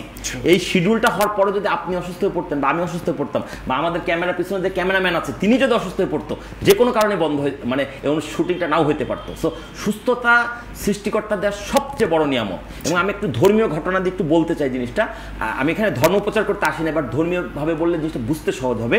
পবিত্র কোরআনে রাসূলুল্লাহর উপর অবতীর্ণ হচ্ছে, এই কোরআনে রাসূলুল্লাহর নাম আছে মাত্র 4 বার, 2 বার মোহাম্মদ, 2 বার আহমদ। আর এই একই কোরআনে সর্বমোট 25 জন নবী রাসূলের নাম পাওয়া যায় এবং সবচেয়ে বেশিবার উল্লেখিত আছে মুসা নবীর নাম 136 বার। কোরআনকে যদি আপনি সাদামাটাভাবে বলেন তাহলে এটা হচ্ছে এক অর্থে সৃষ্টিকর্তার কাছ থেকে মানুষের প্রতি নির্দেশনা, আরেক অর্থে ইতিহাস গ্রন্থ। আগেকার আমলে, আগের নবীর আমলে কি ঘটেছে এরকম অনেক ঘটনা কোরআন শরীফে সন্নিবেশিত করা হয়েছে একালের মানুষকে সেকালের ঘটনা দিয়ে হেদায়েত করার জন্য বা শিক্ষা দেওয়ার জন্য। মুসা নবীর নাম 136 বার আসা একটাই কারণ, সেটা হচ্ছে উনার আমলের অনেক ঘটনা যেটা একালের আর জানার সম্ভাবনা নাই, সেগুলোকে আল্লাহ তাআলা কোরআনের মাধ্যমে একালের মানুষের কাছে পৌঁছে দিয়েছেন। তার মানে মুসা নবীর আমলে এমন অনেক ঘটনা ঘটেছে যেটা আমাদের জন্য এখনো শিক্ষণীয়। সেই মুসা নবীর একটা গল্প বলি, এটা অবশ্য কোরআনের অংশ না, কিন্তু ওনারই একটা ঘটনা, মিথ বলা হয় এগুলাকে, মানে যার কোনো তথ্য প্রমাণ নেই কিন্তু বিশ্বাস করা হয় সত্য। রাসূলুল্লাহর সাথে মুসা নবীর সাথে আল্লাহ পাকের সরাসরি সংযোগ ছিল। তা আল্লাহ পাক জিজ্ঞেস করছেন, মুসা বন্ধু আমার তুমি আমার কাছে কি চাও বলো। মুসা নবী বলতেছেন, আল্লাহ আপনি যদি আমার জায়গায় থাকতেন আর আমি যদি আপনার জায়গায় থাকতাম তাহলে আপনি যেটা চাইতেন আমি ওইটা চাই। মানে ওনাকে তেরা মুসা বলা হয়, ঠেডা মুসা বলে, ওনার কথাবার্তা একটু অন্যরকম টাইপের। তা আল্লাহ সুবহানাহু ওয়া তাআলা এই প্রশ্নের জবাবে বা এই কথা জবাবে বলছেন যে আমি তো মানুষের সৃষ্টিকর্তা, আমি আবার মানুষের কাছে কি চাইবো, তবে এর পরের কথাটাই গুরুত্বপূর্ণ, তবে কোনো মানুষের তার স্রষ্টার কাছে যদি কিছু চাওয়ার থাকে সেটা যেন হয় শারীরিক সুস্থতা। আমি এই ঘটনা বলি যেটা বোঝানোর চেষ্টা করছি, সৃষ্টিকর্তা আমাদেরকে সৃষ্টি করেছেন, তিনি পবিত্র কোরআনের একাধিক জায়গায় বলা আছে যে মানুষ যেটা চাবে নিয়ত করবে সেটা সে পাবে, যে যা চাবে সেটা পাবে, কিন্তু সবার আগে যেন সে সুস্থতা কামনা করে। সুস্থতার পরে আপনি টাকা চান, বাড়ি চান, গাড়ি চান, সব পাবেন, কিন্তু যদি আপনার সব দেওয়া হয় সুস্থ না থাকেন, আপনি চাইলেন হে আল্লাহ আমাকে একটা 4 কোটি টাকা দামের গাড়ি দাও, দেওয়া হলো আপনাকে গাড়ি, আপনি পাইলেন কোনো একভাবে, আপনি সুস্থ না, গাড়ি চড়তে পারবেন? তাহলে বলেন, তার মানে আমি চাইলাম একটা সুন্দর বাড়ি করব, বাড়ি পাইলাম বা হলো আমার কোনো কারণে, আমি অসুস্থ, ওই বাড়ি আমার কোনো কাজে দেবে? বাংলাদেশের কোনো একটা বড় শিল্প গ্রুপের নাম বললে সবাই চিনবে, নাম বলা দরকার, ঘটনাটা বলি। মালিকেরা এক ভাই মারা গেছে, এখনো 3 ভাই জীবিত। বাংলাদেশের একটা বড় শিল্প গ্রুপ, 3 ভাইয়ের এক ভাই অসুস্থ, দীর্ঘদিন যাবৎ উনি দেশের বাইরে চিকিৎসার অবস্থা আছেন, তার এমন একটা সমস্যা উনি উঠে বসতে পারেন না। এই ভদ্রলোক স্রষ্টার কাছে কি প্রার্থনা করে বলবেন, আমি কি জানি, আপনি কি জানেন না, কিন্তু কল্পনা করেন তো, উনি একটাই কল্পনা করে, সুস্থ। হে খোদা তুমি আমাকে কত হাজার কোটি টাকার মালিক করেছো আমি জানি না, বা আমি পেতে চাই না, তুমি এত কিছু ফেরত নিয়ে খালি আমাকে একটু উঠে বসার সুযোগ দাও। উনি তাতে এর চেয়ে বেশি খুশি হবে, কিন্তু উনি কি সেটা পাচ্ছে? তাইলে আমরা যারা সুস্থভাবে হাঁটাচলা করতে পারছি, কথা বলতে পারছি, আমাদের সৃষ্টিকর্তার প্রতি কতখানি শুকরিয়া আদায় করা উচিত। আমি বলি 3টা বিষয় আমাদের প্রত্যেকে শুকরিয়া আদায় করা উচিত। নাম্বার 1, সৃষ্টি করার জন্য মহান সৃষ্টিকর্তার প্রতি। আপনি যদি কোনো ধর্মে বিশ্বাসী না হন তাহলে আমি বলবো আপনি মহাপ্রকৃতির প্রতি শুকরিয়া করেন, আপনি প্রকৃতির সন্তান যদি আপনি ধর্ম বিশ্বাসী না হন। আর যেমন আমি বিশ্বাসী মুসলিম, আমি বিশ্বাস করে আল্লাহ আমাকে সৃষ্টি করেছেন, বিশ্বাসী হলে আপনি সৃষ্টিকর্তার প্রতি কৃতজ্ঞশীল। কৃতজ্ঞ স্বীকার করেন। দ্বিতীয়ত হচ্ছে সৃষ্টিকর্তা আমাদেরকে সৃষ্টি করেছেন, কিন্তু উনি কিন্তু আকাশ থেকে আমাদেরকে মাটিতে ফেলে দেন নাই। আমরা মা বাবার মাধ্যমে দুনিয়াতে এসেছি। সো আমাদের প্রত্যেকের মা বাবার প্রতি সর্বোচ্চ কৃতজ্ঞ থাকা উচিত। যাদের মা বাবা বেঁচে আছেন তাদেরকে সর্বোচ্চ সেবা করা উচিত, তারা যেন শব্দটা পর্যন্ত না করতে পারে। আর যাদের মা বাবা গত হয়েছেন তাদের কথা স্মরণ করে সন্তানকে অবশ্যই দান খয়রাত থেকে শুরু করে সৎকর্ম করা উচিত। আর তৃতীয়ত হচ্ছে মাটির কাছে কৃতজ্ঞ, যেটা আমি শুরুতে একবার বলার চেষ্টা করেছি, সেটা হচ্ছে আমি মাটির তৈরি মানুষ, দিন শেষে মাটিতেই মিশে যাব। যতটুকু সময় পাই আমরা যদি একটু মাটির কাছাকাছি থাকি তাহলে আমার অহংবোধ, রাগ, ক্ষোভ সব কমে যাবে। আজকাল আমরা অনেকে রেগে যাই, যান্ত্রিক জীবনে রেগে যাই। রাগ কমানোর একটা অন্যতম পথ হচ্ছে খালি পায়ে মাটির উপর দাঁড়িয়ে থাকা। কিছুক্ষণ যদি আপনি, হাদিসে এরকম এসছে যে তুমি যদি দাঁড়িয়ে থাকো তাহলে বসে যাও, বসে থাকলে শুয়ে যাও, তোমার রাগ কমে যাবে। ব্যাপারটা বোঝানো হয়েছে যে তুমি যত মাটির কাছাকাছি থাকবা তত তুমি সুস্থ থাকবা। ইভেন আমরা আপনাকে আরেকটা ঘটনা বলতে পারি, সেটা হচ্ছে রাসূলুল্লাহ মক্কা থেকে বিতাড়িত হয়ে যখন হিজরত করে মদিনাতে গেলেন, মদিনাতে গিয়ে তো সবাই তাকে আতিথ্য দিতে প্রস্তুত। উনি ওনার উট ছেড়ে দিলেন যে উট যে বাসায় গিয়ে থামবে আমি সেই বাসায় আতিথ্যতা গ্রহণ করব। যে বাসায় উনি উটটা গিয়ে থামলো সেই বাড়িটা ছিল মাটির দোতলা। তো রাসূলুল্লাহ সিদ্ধান্ত নিলেন ওই বাড়িতে আতিথ্য গ্রহণ করবেন। তো তখন ওই বাড়ির মালিক তাকে বলল, ইয়া রাসূলুল্লাহ আপনি দোতলাটা গ্রহণ করুন, আমরা পরিবার নিয়ে নিচতলায় থাকবো। কিন্তু উনি কিন্তু দোতলায় যান নাই, ওনাকে বারবার রিকোয়েস্ট করার পরে উনি বলছেন না তোমরা উপরে যাও, আমি নিচে থাকবো। এটাকে অনেকভাবে আপনি ব্যাখ্যা করতে পারেন। হয়তো উনি আল্লাহ কর্তৃক আদিষ্ট হয়েছিলেন, কিন্তু আমি এটার ব্যাখ্যাটা এটা করি যে উনি মাটির মানুষ, মাটির কাছাকাছি থাকার চেষ্টা করেছিলেন। এবং মাটির কাছাকাছি থাকলে আমাদের রাগ কমে যায়, কষ্ট কমে যায়। আপনি কারোর সাথে শেয়ার করতে পারছেন না, মাটিতে বসে আপনি চিন্তা করুন, মাটি আপনার দুঃখ বোধ ভুলিয়ে দিতে পারে। কারণ দিন শেষে মাটির একটা অংশ আমি আপনি। এই মাটি আমাদেরকে ভালোবাসে। মাটি কিন্তু আপনাকে আমাকে মেরে ফেলতে চায় না, মাটি চাই যে আমার অংশ দিয়ে তখন তৈরি করেই ফেলেছে আল্লাহ তাআলা একে, পৃথিবীতে যতদিন সম্ভব সুস্থভাবে বেঁচে থাকে। এই জন্যই বলি যে কখনই যদি মাটির সাথে স্পর্শ করেন, মাটি ন্যূনতম সুযোগ পেলেও চেষ্টা করে মানুষটাকে সুস্থতার দিকে এগিয়ে নিতে। আর সুস্থতার জন্য আমাদের আরো কয়েকটা টোটকা চিকিৎসা বলে দেই, সেটা হচ্ছে আপনি ইভেন আমি এভাবে মজা করে বলি, বেশি বিক্রি করতে চান বেশি করে পানি করুন পান। কিসের মধ্যে কি, পান্তা ভাতে কি মনে হচ্ছে না? কিন্তু না, ব্যাপার আছে। মানুষ মাটির তৈরি, একটু আগে বারবার বলছিলাম, কিন্তু শুধু মাটি দিয়ে মানুষ তৈরি হয়নি, মাটির সাথে পানির মিশ্রণ আছে। এবং শুনে অবাক হবেন, এই সারা মহাবিশ্বে বলি না আমরা 3 ভাগ জল 1 ভাগ স্থল, এটা বলি, আসল সত্য হচ্ছে 72 ভাগ পানি আর 28 ভাগ মাটি। আরও যদি সুনির্দিষ্টভাবে বলি 71.82 ভাগ পানি, বাকিটুকু মাটি। মহাপ্রকৃতিতে মাটি আর পানির যে রেশিও, প্রত্যেকটা মানব দেহের মধ্যে পানি আর মাটির রেশিও সেম। শুনে অবাক হবেন। আপনি যদি বলেন আমি তো এখন 1 গ্লাস পানি খেয়ে ফেলে তো পানির রেশিও বেড়ে গেল, কিছুক্ষণের মধ্যে আবার টয়লেট পাবে, প্রস্রাবের মাধ্যমে বেরিয়ে যাবে। মানে কিডনি বসে আছে এই সারা মানব দেহকে পৃথিবীর রেশিওর সাথে মিল রাখার জন্য, শুধুমাত্র সে রক্ত পরিষ্কার করে না। মানে সৃষ্টিকর্তা সৃষ্টি কত মহান এবং কত কিছু দেখেন। প্রত্যেকটা মানুষ এই মহাবিশ্বের যা কিছু আছে তার একটা ক্ষুদ্রতম সংস্করণ। ঠিক আছে, এই দেহটাকে সুস্থ রাখতে হলে আপনাকে পানির প্রতি যত্নশীল হতে হবে। কারণ মানব দেহে পানির পরিমাণ বেশি। আমি বলি 72 ভাগ পানি, মানে এটা এই অর্থে এটাও বলা যায় যে মানব দেহের 72 ভাগ রোগের চিকিৎসা শুধুমাত্র পানি পান সঠিকভাবে করে দিয়ে নিরাময় করা সম্ভব। আমরা ভুল করতেছি মোট 9টা ভুল করতেছি, তার মধ্যে 4টা ভুল করছি খাদ্য সংক্রান্ত।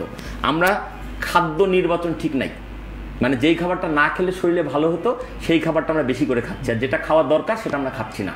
স্বাদের বিচারে মহান সৃষ্টিকর্তা 6 প্রকার খাবার তৈরি করেছে: টক, ঝাল, মিষ্টি, নোনতা, তিতা, কষা। টক খাবার মোটামুটি খাই, লেবুর রস, আঙুর, কমলা খাওয়া হয়। ঝাল মোটামুটি মরিচ দিয়ে বা মশলা দিয়ে রান্না হয়, অতএব আমরা ঝালও খাই। মিষ্টি তো মাশাল্লাহ, টক, ঝাল, মিষ্টি অন্যগুলা জানা খাই, মিষ্টি একলাই তা খাই। কিন্তু এটা কিন্তু হওয়ার কথা ছিল 6 ভাগের 1 ভাগ। টক, ঝাল, মিষ্টি, নোনতা, লবণ দিয়ে খাবার রান্না হয়, এটাও ঠিক আছে। তিতা, কবি এখানে নীরব। আমরা অনেকেই করলা ভাজি দেখলে খাই না, বা যদি নিজেরা খাইও আমার সন্তানকে না আমার বাবু খেতে পারবে না, তিতা খাবে না। আচ্ছা বলেন তো, সে কি মঙ্গল গ্রহ থেকে এসছে? আমার মডেল আর তার মডেল এক না। আমার দেহ সুস্থ রাখার জন্য যদি কলা লাগে, তারও লাগবে, কম লাগতে পারে কিন্তু লাগবে তো। আচ্ছা ঠিক আছে, টক, ঝাল, মিষ্টি, নোনতা, তিতা এটাও কোনোভাবে ঢুকলো শরীরে। কষা চিনি তো না, কোন খাবারটাকে কষা, মানে যে খাবারটা মুখে দিলাম মানে না টক না ঝাল, কারণ মুখটা যেন মরে মরে যাচ্ছে। ফর এক্সাম্পল আমলকি, ফর এক্সাম্পল কাঁচা কলা।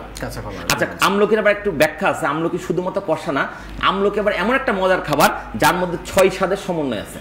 মহান সৃষ্টিকর্তা দেখেন কতটা মেহেরবান, তিনি জানেন মানুষ ভুল করবেই, অর্থাৎ এমন কিছু খাবার প্রকৃতিতে রেখে দিয়েছেন যে খাবারগুলো 1-এর ভেতর 6। আমরা যদি এই নিয়মগুলো মেনে খাবার খাই তাহলে আমাদের রোগ বালাই হবে না। কোনো কৃত্রিম ড্রাগসের ভরসায়, ওষুধরূপী ড্রাগসের ভরসায় মানুষ আল্লাহ তাআলা দুনিয়া সৃষ্টি করেন নাই। মানুষের জন্য দুনিয়া সৃষ্টি করা হয়েছে, মানুষের প্রয়োজনে সব উপাদান মহাপ্রকৃতিতে ছড়ানো আছে। খাদ্য নির্বাচন ঠিক নাই, খাদ্যের পরিমাণ ঠিক নাই। রাসূলুল্লাহ বলছেন তোমার পাকস্থলীকে 3 ভাগ ভাগ করে খাও, 1 ভাগ পানি, 1 ভাগ খাবার, 1 ভাগ খালি রাখো। আমরা মাশাআল্লাহ 4 ভাগ খাই, 3 ভাগ পাকস্থলী, 1 ভাগ গলার নলি। আমার অসুখ হবে না তো কার অসুখ হবে? পেলেই খেয়ে ফেলি। খাবার খাওয়ার পর খাবারটা যে হজম হজম খালি জায়গা দরকার, সেই জায়গাটা আমরা রাখি না। তাহলে আমাদের খাদ্য নির্বাচন ঠিক নাই, খাদ্যের পরিমাণ ঠিক নাই। তৃতীয় ভুল হচ্ছে খাদ্যের টাইমিং ঠিক নাই। কখন খাবো কখন খাবো না, সূর্য অস্ত যাওয়ার পর থেকে না খাওয়াই উত্তম। পৃথিবীতে যারা দিবাচর, যারা দিনে খায় তারা রাতে খায় না, আর যারা রাতে খায় তারা দিনে খায় না। মানুষ একমাত্র প্রাণী দিনেও খায় রাতেও খায়, তা মানুষের অসুখ হবে না তো কার অসুখ হবে? এবং একটা প্রবাদ আছে, সকালে খাও রাজার মতো, দুপুরে খাও প্রজার মতো, রাতে খাও ভিখিরির মতো। আর আমরা ঠিক উল্টাটা করি, সকালবেলা খাই না, দুপুরবেলা বাইরে উল্টাপাল্টা খাই, ভাজা পোড়া খাই, রাতের বেলা বাসায় ভর পেট খেয়ে আমরা ঘুমাতে যাই। তা আমাদের অসুখ হবে না তো কার অসুখ হবে? হয়তো আমার উচিত ছিল রাতে না খাওয়া। সেলসম্যানরা ভালো সেলসম্যান হতে পারে না এই শারীরিক অসুস্থতার কারণে।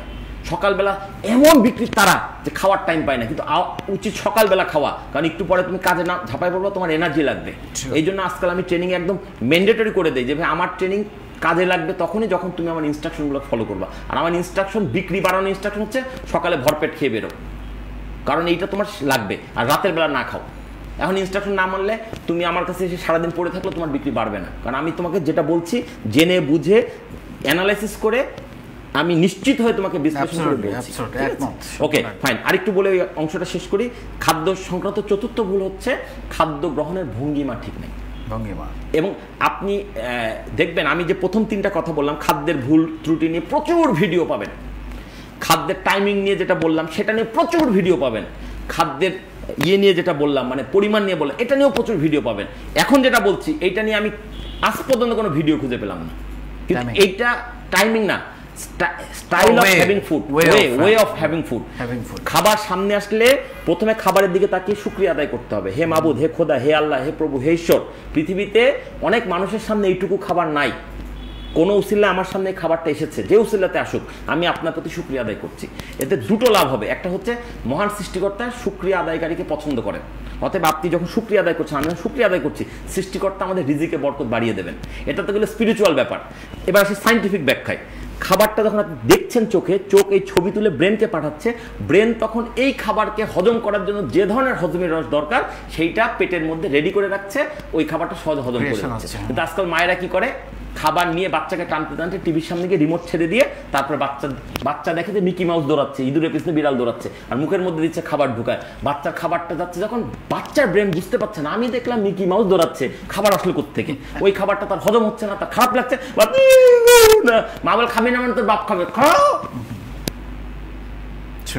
এই যে ভুলটা করতেছে, এই বাচ্চার ছোটবেলাতে অসুখ সারতেছে না, জোর করে খাওয়ানোর কিছু নাই, খিদা লাগলে মানুষ এমনি খাবে। খাবারের জন্য আমাদের একটা হ্যাবিট হয়ে গেছে, মানে দুপুর হলেই খেয়ে ফেলতে হবে, রাত হলেই খেয়ে ফেলতে হবে। নো, একদম পরিষ্কার আইন শুনে নেন, ক্ষুধা না লাগলে খাবেন না, আর যখনই খাবেন কিছুটা ক্ষুধা অবশিষ্ট থাকতে খাদ্য গ্রহণ ছেড়ে দেন, তাহলে আপনি সুস্থ থাকতে পারবেন। এবং আরেকটা কথা আছে, এরকম মুখে যে খাবারটা বেশি মজা লাগে সেটা কম করে খান, কারণ এখানে আল্লাহ পাক একটু উল্টা করেছেন, হয়তো আমাদেরকে পরীক্ষা ফেলার জন্য। যেটা মুখে মজা লাগে সেটা শরীরের জন্য খারাপ, যেটা মুখে কম মজা লাগে সেটা শরীরের জন্য বেশি ভালো। ঠিক আছে, আমরা যদি এই নিয়মগুলো একদম বেসিক কয়েকটা সিম্পল নিয়ম ফলো করি, তাহলে আমার শরীরে ভুল কিছু ঢুকবে না। আর ভুল কিছু না ঢুকলে রোগটা আসবে কোত্থেকে? আজকাল যে রোগে মানুষ মারা যাচ্ছে সব তো ভুল খাদ্যাভ্যাস আর ভুল জীবনযাপনের ফসল। এখন তো আগেকার মতো কলেরায় মরে যাচ্ছে না, অমুকে মরে যাচ্ছে, ওগুলো খাদ্যের ভুল ছিল, বাট মূল ব্যাপারটা হচ্ছে এখন যে ডিজিজগুলো সবচেয়ে বেশি লোক মারা যাচ্ছে হার্ট অ্যাটাকে। আচ্ছা, মহান সৃষ্টিকর্তা আপনাকে আমাকে ধরা যাক 100 বছর বা 70 বছর হায়াত দিয়ে পাঠিয়েছেন, তাহলে 70 বছর চলার মতো হার্ট দেওয়ার দায়িত্ব তার ছিল, তিনি হার্টটা দিয়েছেন। সেই হার্ট কেন 40 বছর পর ব্লকেজ হবে? উনি আমাকে 70 বছর হায়াত দিলেন আর 70 বছর হার্ট দিবেন না, এটা হয় নাকি? অবশ্যই 70 বছর হার্ট দিয়েছেন, কিন্তু আমরা সেটাকে খাইয়া ভুল খাবার খায়, চর্বিযুক্ত খাবার খায় 40 বছর মানে হার্টটাকে অকেজো করে ফেলছি। পৃথিবীতে এখন যত মানুষের, যত মহিলার আঙ্গুলে রিং পরানো, তার চেয়ে বেশি পুরুষের হার্টের মধ্যে রিং পরানো। Is it normal? Is it natural? এটা কোনো সিস্টেম না রে ভাই, যে আমার কাছে টাকা আছে, আমি বুক চিরব সেখানে ঢুকাবো। এই হার্টটাকে 70 বছর বাঁচার ক্ষমতা দিছিল, কিন্তু আমরা এটাকে নষ্ট করে ফেলছি, আমরা এটাকে অনিয়ম করে ফেলেছি। তো আমাদের এই জিনিসগুলো বুঝতে হবে। খাবারের ভঙ্গিমার যে কথাটা বলছিলাম, খাবারটা প্রথমে দেখতে হবে, তারপর খাবারটা টাচ করতে হবে। অনেকে আমরা সাহেব সেজে চামচ দিয়ে খাই, ভুল ভুল ভুল ভুল। আমি জোর দিয়ে বলতে চাই, খাবার হাত দিয়ে টাচ করবেন, কারণ যখনই আপনি খাবারে ভাতের দানা বা রুটি বা সবজি বা ফল আপনি হাত দিয়ে টাচ করবেন, এই হাতের নার্ভের মাধ্যমে ফিলিংসটা ব্রেনে চলে যাচ্ছে। আগে চোখ দেখে এক প্রকার হজমের রস রেডি করছিল, এখন যখন হাতে টাচ করলেন খাবারটা, এটা আরো ফাইন টিউনিং হয়ে গেল। একটা কথা অনেক সময় বলে অনেকে যে হাত দিয়ে খেতে আরাম লাগে বেশি। স্যার আরাম তো লাগবেই, প্লাস এটার সাইন্টিফিক ব্যাখ্যাটা আপনি বোঝার চেষ্টা করেন। ছোটবেলায় আমাদের বাসায় রেডিও ছিল বড় বড়, একটা বড় কাঁটা দিয়ে জায়গা মতো আনতাম, তার ছোট একটা টিউনিং করে একদম নিখুঁত করতাম। তো আপনি যখন খাবারটা হাত দিচ্ছেন, চোখ তো ওই খাবারের দিকে চেহারা তুলে একটা ঠিক করছে যে এখন আপেল ঢুকবে, আপেলের মতো করে আমি একটা রস রেডি করি। যখন আপেলটা টাচ করছেন, তখন এই নার্ভ বুঝে ফেলছে আপেলটা কাঁচা না পাকা, বা কতটুকু পাকা বা কতটুকু ম্যাচিউরড, সেই অনুযায়ী হজমের রস রেডি করছে। তারপর যখন আপনি আপেলটাকে বিসমিল্লাহ বলে মুখে দিচ্ছেন বা চিবাচ্ছেন, দাঁতে দাঁতে ঘর্ষণ লাগছে, ওই দাঁত ওইটাকে চাপতে কতটুকু শক্তি লাগছে, জোর লাগছে না কম লাগছে, এর ভিত্তিতে আবার কেমিক্যাল পরিবর্তিত। বুঝছেন ব্যাপারটা? কতগুলো ঘটনা আমরা এগুলো জানি না মানি। আমরা খাবার ভাই, এই কি খবর, কেমন আছো, এই ওটা করলে না কেন, খাইতে খাইতে কথা বলতে নাই। কারণ খাবার খাওয়াটা ইবাদতের মতো। আচ্ছা, নামাজ পড়ার জন্য আপনি নিয়ত করে দাঁড়িয়েছেন, এমন সময় কেউ বেল দিল, আপনি কি অর্ধেক সূরা পড়ে গিয়ে দরজা খুলে আবার সে সূরা ধরবেন? তাহলে নামাজ হবে? খাবারটাও তো এরকম। দেখেন, একটা উদাহরণ দিয়ে বোঝাই, ঘটনা দিয়ে বলি। ইসলাম ধর্মে বলা হচ্ছে যে তোমরা কাউকে দেখলে সালাম দাও, কল্যাণ কামনা করো। এমনকি তুমি যদি একটা খালি ঘরেও ঢুকো, সেখানেও তুমি সালাম উচ্চারণ করো, হয়তো সেখানে কোনো ভালো জিন বা ফেরেশতা থাকতে পারে। সেই ইসলাম ধর্মে বলছে তুমি যখন খাদ্য গ্রহণ করবা তখন সালাম দেওয়ার দরকার নাই। কেন? কারণ সালাম দিতে গিয়ে যদি কথা বলে ফেলি, আমার খাবার শ্বাসনালীতে চলে গেলে সঙ্গে সঙ্গে আমার মৃত্যু হবে। তাহলে এই জিনিসগুলো কি আমরা মানি না বুঝি? আমরা ইচ্ছা মতো খাবার খাচ্ছি, খাওয়ার কোনো এনে। আজকাল তো আমরা দাঁতের ব্যবহার ভুলেই গেছি, খাবার খাই আর গিলি। নো, আপনি চিন্তা চাবাইতে হবে। বলা হচ্ছে কমপক্ষে 16 বার চাবাইতে হবে। এখন আপনি বলতে পারেন যে 16 বারে ব্যাখ্যা কি? আমাদের দাঁত কয়টা? 32টা। 32টা, তাহলে 2টা দাঁতে 1 চাবানি হয়, তাহলে 32 অর্ধেক কত? 2 দাঁতে 1 চাবানি। এই হিসাব করলে তো 16 বার মিনিমাম হয়। যদি যত চাবে, একটা কথা সেরকম, খাবার খাও পান করে, পানি খাও চিবিয়ে। মানে খাবারটা মুখে নিয়ে লালার ভালো টলমল করবে, তখন গিলে ফেলো। আপনি এই নিয়মে খান, সময় নিয়ে খান, দেখি আপনার কোনো গ্যাস্ট্রিক হয় কিনা, অ্যাসিডিটি হয় কিনা, আপনার কোষ্ঠকাঠিন্য হয় কিনা। হবে না, আমরা তো এগুলো জানি না, আমরা খাবার নিয়ে আর গিলি। আচ্ছা, জন্মের সময় কোনো দাঁত ছিল না, মৃত্যুর সময় যদি আমি স্বাভাবিক মৃত্যু হয় 70-80 বছর, দাঁত থাকবে থাকবে না। তাহলে দাঁত আসলো পরে, গেল পরে, গেল আগে, তার জন্য এত মহব্বত।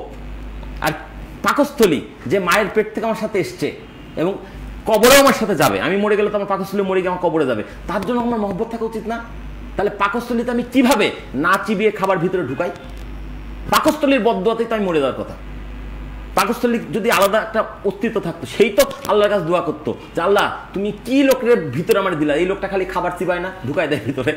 এই যে খাবারের হ্যাভিং মানে স্টাইলের ভুল, এইটা নিয়ে কাজ করার সুযোগ আছে। আপনি যদি সঠিক খাবারও খান, যদি ঠিক নিয়মে না খান, ওইটা আপনার শরীরে কোনো কাজে দেবে না। এইগুলো হলো খাদ্য সময় নিয়ে খাওয়া, সময় নিয়ে খাওয়া। খাবার নিয়ে তো অনেকের খুব তাড়াহুড়া থাকে, রাইট। এবং একই সময়ে একাধিক রকম। রাসূলুল্লাহ কখনোই 3 পদের বেশি খাবার খাননি। এর ব্যাখ্যা আছে তো ভাই, কারণ আপনার প্রত্যেকটা খাবারের জন্য আলাদা আলাদা কেমিক্যাল লাগবে। তা আপনি যদি একসাথে যদি 10 রকম খাবার খান, তাহলে আপনার কোন কেমিক্যালটা ডাউনলোড হবে, কোনটা কাকে, পাত্র তো একটাই ভিতরে, এটা বুঝতে হবে তো ব্যাপার। আবার দেখেন, পাওয়ারফুল খাবার একসাথে খাওয়া যাবে না। আঙ্গুরও ভালো খাবার, খেজুরও ভালো খাবার, একসাথে না খাওয়া উত্তম। আবার আসেন, দুধও ভালো খাবার, মধুও ভালো খাবার, একসাথে না খাওয়া উত্তম।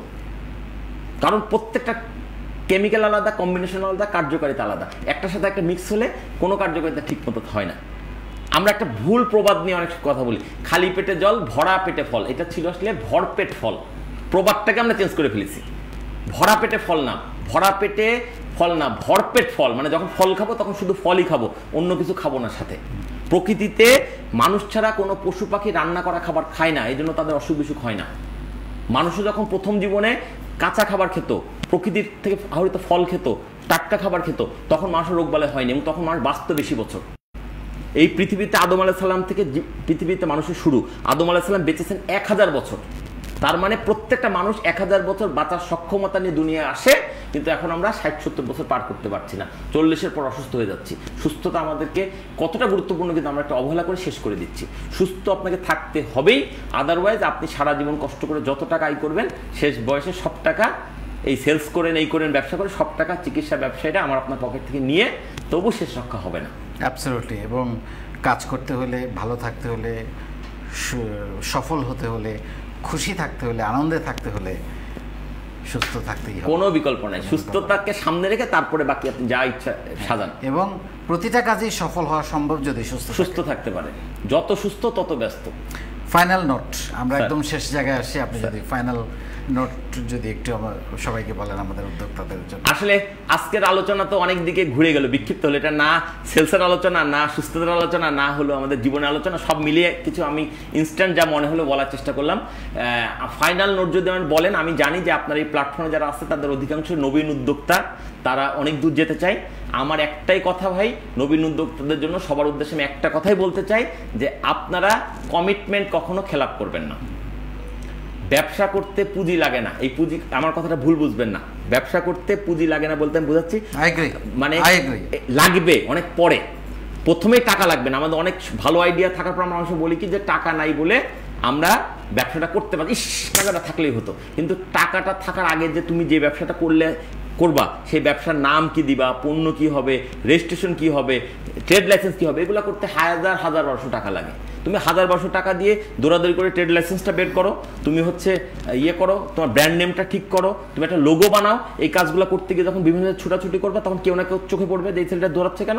কেউ না কেউ যার কাছে টাকা আছে সেই আপনাকে বলবে তুমি কি করছো, এত দৌড়াচ্ছ কেন, ভাই লোগোটা বানাইলাম, ভাই এটা করলাম, এটা করলাম, এটা করলাম। যখন দেখবে তোমার মধ্যে একটা স্পিড আছে, কোনো না কোনো ম্যানেজমেন্ট তোমাকে নিজের থেকে সে বলবে তোমার আটকে আছে কোথায়, টাকার অভাবে, যাও আমি তোমাকে টাকা দিচ্ছি, করো। ওই যে বললাম একটু আগে, মহাপ্রকৃতি মিলন ঘটিয়ে দেয়। আপনার কাছে আইডিয়া আছে, আরেকজনের কাছে হয়তো মানে আইডিয়াল মানি পড়ে আছে। যদি আপনি আপনার আইডিয়াকে আপনার সামর্থ্যের মধ্যে এগিয়ে নিয়ে যেতে পারেন, কোনো না কোনো জায়গা থেকে টাকা এসে আপনার ওই দায়িত্বটা পরিপূর্ণ করে দেবে। কিন্তু দিন শেষে আমার ওই কৌতুকটা সত্য না হয়ে ওঠে যে আমার আছে অভিজ্ঞতা, তোমার আছে টাকা, 5 বছর ব্যবসা করার পর আমার হয়েছে টাকা, তোমার হয়েছে অভিজ্ঞতা। মানে অন্যকে ঠগালে নিজেকে ঠকতে হবে। সো আমরা যেন অন্যকে না ঠগানোর মানসিকতা নিয়ে রাখি। ব্যবসা করতে হলে আপনাকে মানুষের সমস্যার সমাধান করতে হবে। মানুষের সমস্যার অনেক সমস্যা আছে, এই সমস্যার যে কোনো একটাকে আপনি টার্গেট করে সেটাকে নিয়ে যদি আপনি কাজ শুরু করেন, সেখান থেকে আপনি 1000 কোটি টাকা হতে পারেন, ঠিক আছে। কিন্তু আপনাকে নিয়তটা ঠিক থাকতে হবে। আপনার প্রোডাক্ট সিলেকশনে একেবারে ইউনিক হতে হবে। আমি বলি কি জানেন, ধরেন 100 জন বাংলাদেশে এস্টাবলিশ চানাচুর কোম্পানি আছে, 100টা ধরা যাক। এরপর যদি আমি চানাচুর ব্যবসা শুরু করি, তাহলে আমি একজন ধান্দাবাজ, আমি উদ্যোক্তাও না, ব্যবসায়ীও না। হ্যাঁ, আমি আবার চানাচুর করতে পারবো, ভিন্ন ধারার যদি কোনো চানাচুর ক্রিয়েটিভিটি আনতে পারি। কিন্তু অন্যের মোড়ক নকল করে, অন্যের পণ্য নকল করে, অন্যের স্টাইল নকল করে, ইচ্ছা করে ওর মতো কালার করা, যেন লোকে ভুল করে ওরটা মনে করে আমারটা কেনে, এর চাইতে বড় ধান্দাবাজি কাছাকাছি নাম দেওয়া, ঠিক আছে। এই কাজগুলো যারা করে তারা আসলে ব্যবসায়ী না, তারা ধান্দাবাজ। এবং তাদের কারণে যারা প্রকৃত ব্যবসা করতে চায় তারা ক্ষতিগ্রস্ত হচ্ছে। আরেকটা জিনিস আমি এখানে বলতে চাই, সেটা হচ্ছে ধর্মীয়ভাবে বলতে চাই, ইসলাম ধর্মে কিন্তু মানুষকে জিম্মি করে অতিরিক্ত লাভ করতে নিষেধ করা আছে। আপনার সুযোগ আছে, ডিমান্ড আছে মার্কেটে, সাপ্লাই চেনের হিসাবে, যে আমি এখন চাইলে এই প্রোডাক্টটা বেশি দামে বেচতে পারি। No, don't do that. বলা হচ্ছে সর্বোচ্চ লাভ করতে পারো তুমি 1/4, দ্যাট মিনস 25% পর্যন্ত। কিন্তু আমাদের দেশে এখন অনেক বড় বড় সামর্থ্যবান লোকও তারা প্রাইসিংটা, প্রোডাক্ট প্রাইস মানে রিটেল প্রাইসটা বা খুচরা প্রাইসটা এমনভাবে নির্ধারণ করে যেটা হয়তো সে 50% লাভ রেখে করে। দুনিয়ার কেউ তাকে ধরতে পারছে না, এটা কোনো অন্যায় না, ব্যবসা করতে হালাল। কিন্তু আলটিমেটলি সে মানুষের অভিশাপ কামাই করতেছে। আমি যদি একটা জিনিস খাওয়ার অধিকার তো আমারও ছিল, কিন্তু আমার এত দাম নির্ধারণ করেছে যে উৎপাদককারী, সে আমি এটা খেতে পারছি না, নিতে পারছি না, আমাদের একটা দীর্ঘশ্বাস, এইটা ইনডিরেক্টলি হলো তার ব্যবসার বরকতটাকে নষ্ট করে। আপনার কথাটাকে এভাবে আমি বলতে চাই, সেটা হচ্ছে যে ব্যবসাটা আপনি এমনভাবে করেন, বা যে কোনো কাজ করেন, ব্যবসা কাজ বা আপনার প্রতিদিনের কর্মকাণ্ড, যাতে দোয়া আসে। এক্স্যাক্টলি, মানুষের দোয়া আসলে আপনার এমনি বরকত হবে। আরেকটা হচ্ছে, আচ্ছা আরেকটা কথা একটু না বললেই নয়, আমি সুযোগ চেয়ে নিচ্ছি আপনার কাছে, সেটা হচ্ছে লাভের ম্যাক্সিমাইজেশন করতে গিয়ে লোভের যেন ম্যাক্সিমাইজেশন পৌঁছে না যায়। লোভের গণ্ডি মানে টেনে ধরতে হবে, থামতে জানতে হবে। আপনি যে কথা চমৎকারভাবে বলেন, থামতে জানতে হবে। আমার এবং আমার পরিবারের জন্য কতটুকু প্রয়োজন, এর বেশি আমি নিব না বা এর বেশি আমার দরকার নাই, এইটাকে মাথায় রেখে বাকিটুকু আপনি আপনার প্রতিষ্ঠানের জন্য সাজান। এবং আপনার যেটুকু অতিরিক্ত মুনাফা হচ্ছে সেটা আপনি প্রতিষ্ঠানের এমপ্লয়ীদের জন্য ব্যয় করেন। একটা কোম্পানির সফলতা নির্ভর করে তার প্রোডাক্টের উপরে না, সার্ভিসের উপর না, মানুষগুলোর উপরে। সো প্রত্যেকটা উদ্যোক্তা সবচেয়ে বেশি গুরুত্ব দেওয়া উচিত, মনোযোগ দেওয়া উচিত তার লোকবল নিয়োগের সময়। অথচ দুঃখজনক হলো, বিশেষ করে বাংলাদেশে, অন্য দেশের কথা আমি ওইভাবে জানি না বা বলবো না, সেটা হচ্ছে আমরা লোক নিয়োগটাকে খুব হালকা করে দেখি, হেলাতালা করে দেখি। মেশিন কেনার সময় কিনি দামি মেশিন, আর লোক নেওয়ার সময় নেই সস্তা মেশিন। আচ্ছা, সস্তা মানুষ, আচ্ছা মেশিনটা চালাবে কি? সস্তা মানুষ কখনো দামি মেশিন কি চালাতে পারে না? দামি মেশিন চালানোর যোগ্যতা রাখে। সো আমরা যদি মেশিনের পিছনে যে ইনভেস্টমেন্টটা করি, যে গুরুত্ব দেই, তার কিছু অংশ যদি মানুষের পিছনে করতাম তাহলে আমাদের ব্যবসাটা অনেক বড় হতে পারতো। বিল গেটসের একটা কথা আছে, তুমি যে কোনো পণ্য নিয়ে ব্যবসা শুরু করতে পারো, কিন্তু কোন মানুষগুলোকে নিয়ে তুমি ব্যবসা শুরু করছো বা করছো ব্যবসা, সেটা হচ্ছে গুরুত্বপূর্ণ। That's very very important. So মানুষের গুরুত্ব সবার উপরে। মানুষকে অবহেলা করে, ইগনোর করে কোনো ব্যবসায় টিকবে না, কোনো প্রতিষ্ঠানই বেশি দূর যেতে পারবে না। আমরা যেন মানুষের গুরুত্ব ভুলে না যাই। অ্যাবসলিউটলি। এবং তারা এটাই বলেন যে আমি ভালো করেছি কারণ আমার টিমটা ভালো ছিল। টিম ভালো থাকলে আপনি যদি আজকে বাদাম বিক্রি করেন, কালকে বিমানও বেচতে পারবেন। টিম খারাপ থাকলে আপনি বাদামের বিক্রি করতে গিয়ে দুদিন পরে হোঁচট খাবেন। সো আমাদেরকে এই জিনিসটা মাথায় রাখতে হবে। আচ্ছা ভাই, অনেক ধন্যবাদ। আমি নিজেও ব্যক্তিগতভাবে আজকে অনেক কিছু শিখলাম এবং জানলাম, অনেক ভালো লাগলো। এবং আপনি তো চমৎকার করে বলেন, আপনার বলার ধরন, স্টাইল সব কিছুই খুবই চমৎকার, প্রক্ষেপণ। আমার ধারণা আজকে যারা শুনেছেন তারাও অনেক উপকৃত হবেন আপনার এই কথাগুলো থেকে। আর সবচেয়ে বড় কথা সেটা হচ্ছে, যেটা আপনি বলেন আমিও বলি, বলে তো সবাই, কিন্তু মানতে হবে। মানলে পরে কাজে লাগে, মানলে হবে। আমি একটা কথা বলি এরকম, যে জানা যোগ মেনে চলা সমান সমান শেখা। আমরা যা শুনি বা যা জানি সবটা শিখি না। শিখা বলতে সেটুকুকে বোঝায় যেটুকু আমরা মেনে চলি। ঠিক আছে, আমি আমার প্রত্যেকটা প্রশিক্ষণের শুরুতে বোর্ডে এই কথাটাই লিখি, জানা যোগ মেনে চলা সমান সমান শেখা। আমি বলি যে ভাই, আমার কাছে আপনারা ট্রেনিং করতে এসেছেন, আমি ট্রেনিং অনেক কিছু জানাতে পারবো, বুঝাতে পারবো, কিন্তু মেনে চলবেন কিনা সেটা ইটস আপ টু ইউ। যে যতখানি মানবেন তার ততখানি শেখা হবে এবং এই ট্রেনিং থেকে সে ততখানি উপকৃত হবে। এবং আমি যেটা বলি, আপনার জীবনে সেটাকে প্রয়োগ করা, ওই তো ওইটাই মেনে চলা, মানে প্রয়োগ করা। অনেক ধন্যবাদ রাজীব ভাই, আপনাকে অসংখ্য ধন্যবাদ, শুকরিয়া আমাকে সুযোগ দেওয়ার জন্য। যদি আমার এই কথা থেকে কারো উপকার হয় আমি খুশি হব। আর যদি আমার কোনো কথায় কেউ, আমি কাউকে আঘাত দেওয়ার জন্য কোনো কথা বলি নাই, তারপরে যদি কোনো কথায় কেউ কষ্ট পেয়ে থাকে নিজ গুণে ক্ষমা করে দেবেন। আমার একটাই উদ্দেশ্য, মানবতার কল্যাণ। অ্যাবসলিউটলি। শুনলেন রাজীব ভাইয়ের কথা, আমার তো ভীষণ ভালো লেগেছে এবং আমি নিশ্চিতভাবে বলতে পারি আপনাদের অনেক ভালো লেগেছে। আমরা অনেকগুলো দিক আজকে যেহেতু ওনাকে পেলাম এবং উনি বিভিন্ন বিষয় নিয়ে কথা বলেন, আমরা চেষ্টা করেছি সেগুলো তুলে আনার জন্য। সেখানে বিক্রয়ের বাড়ানোর যে বিষয়গুলো ছিল সেটা তো ছিলই, মানুষ হিসাবে আমরা কেমন বিহেভ করা উচিত সেটা ছিল, আমাদের খাদ্যাভ্যাস, মানে সুস্থতা, যেটা আসলে আপনি জীবনে যাই করেন না কেন, আপনি যদি সুস্থ না থাকেন সেটা জীবনে কোনো কাজে আসবে না। কারণ এটা খুবই সত্যি কথা, জীবনে বহুবার হয়েছে, আমরা যখন অসুস্থ হই তখনই শুধু আমরা এটা লিখি বা বলি বা অনুধাবন করি যে সুস্থতা সবচেয়ে বড় নিয়ামত। সো আপনি সুস্থ থাকলে সব কিছু করতে পারবেন, সব কিছু ভোগ করতে পারবেন, উপভোগ করতে পারবেন এবং নিজেকে খুশি রাখতে পারবেন। এবং আমি মনে করি যে আপনি যত বড় উদ্যোক্তা হন, ব্যবসায়ী হন, চাকরিজীবী হন, আপনার জীবনের সবচেয়ে বড় সফলতা হচ্ছে আপনি একজন সুস্থ মানুষ। অনেক ধন্যবাদ।